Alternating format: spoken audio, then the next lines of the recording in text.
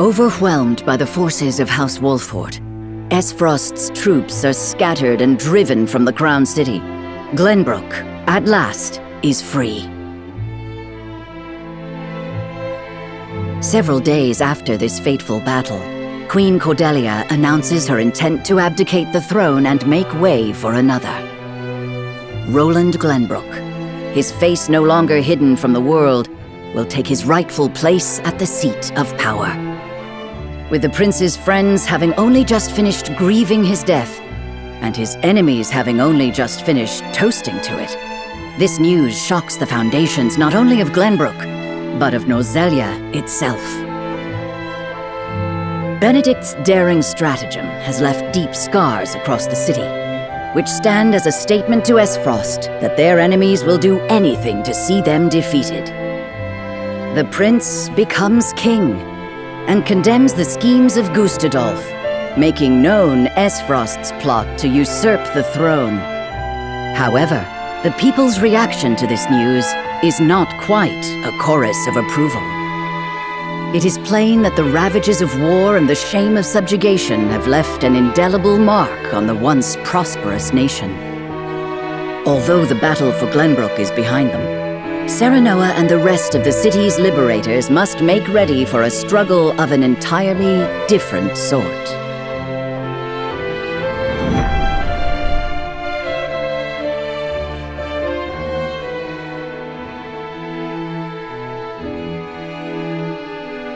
Congratulations on returning to your rightful throne, King Roland. Ah, you've returned. My friend, a word. Yes. I am honored to have had you by my side on this journey. To be able to call you friend. As am I, Roland. Your Majesty, representatives from Hyzant have arrived.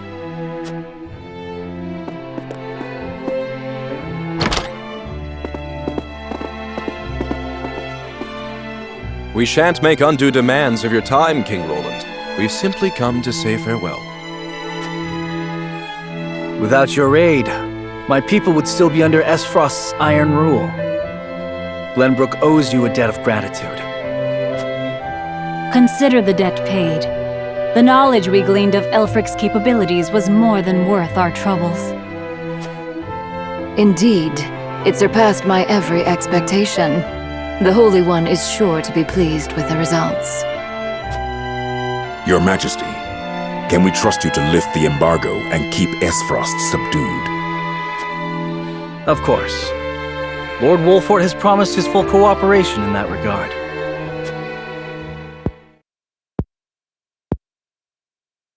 Your Majesty, lest you misunderstand your friend's position, allow me to make one matter abundantly clear. Minister Serenoa is of the Saintly Seven. He is not to serve at your whims, but by the grace of the Hierophant. I understand, but he is also a Lord of Glenbrook. More importantly, he is my friend. As such, I would ask for his assistance in the days ahead, as I have in days past. Your Majesty, it is plain that the friendship between you two runs deep. However, the rules of politics are old and immutable. And what does the Lord himself think of his new position? Of course, I am grateful for the honor Hyzant has bestowed upon me. I will do all in my power to serve both the Hierophant and King Roland with all faithfulness. In other words, the Hierophant does not have your full loyalty. Well, Glenbrook and Hyzant are to be two nations united in purpose. Surely it is reasonable that Lord Serenoa acts in service to both? Perhaps King Roland and the Hierophant should discuss my lord's role together. You are right, of course. It is not our place to assume the goddess's intent. Very well. I hope to meet with the Holy One as soon as my duties allow.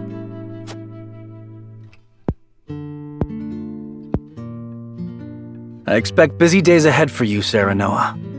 Be prepared. Certainly, Your Majesty. Milo shall stay in Glenbrook for the time being. If there is aught she can assist you with, consider her at your complete disposal. Remember, Milo, that you are the symbol of friendship between our two nations. But of course, I live to serve, Minister. And with that, we shall take our leave. May we meet again soon.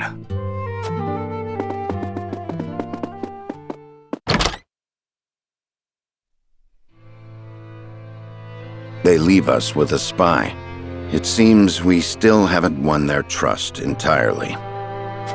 Whatever secrets they uncover will only attest to our commitment to the friendship between us. Still, their actions speak volumes. Their aid has not come without expectation of just recompense.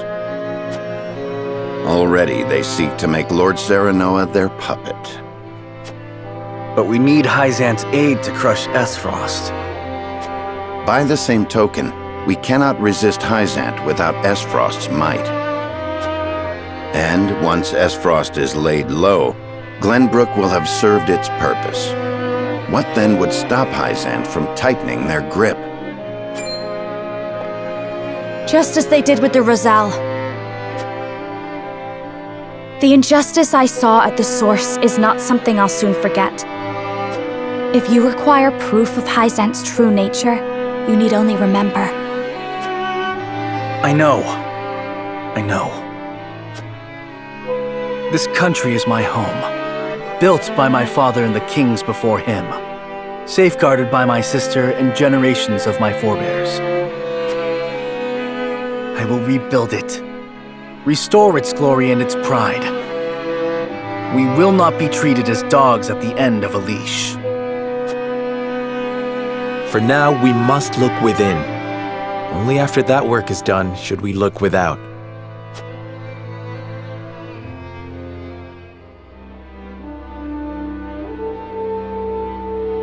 So, the Crown City has fallen. I see. And what of General Avlora? Her forces were swept away in the floods, and she has not been seen since. And my siblings, Thalos and Erica?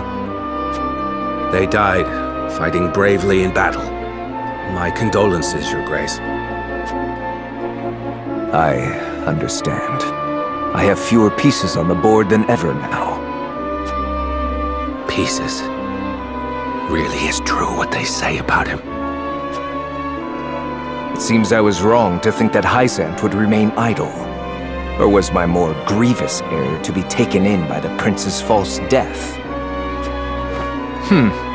Regardless, I was a fool to show House Wolford any mercy.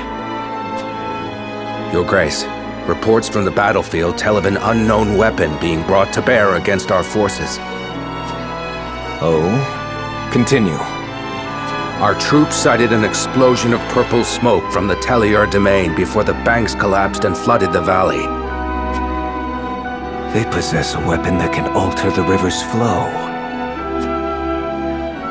It appears the weapon Avlora indicated in her report has been completed sooner than we anticipated. We mustn't allow Hyzant to think they've won the upper hand. I intend to answer their weapon with one of my own.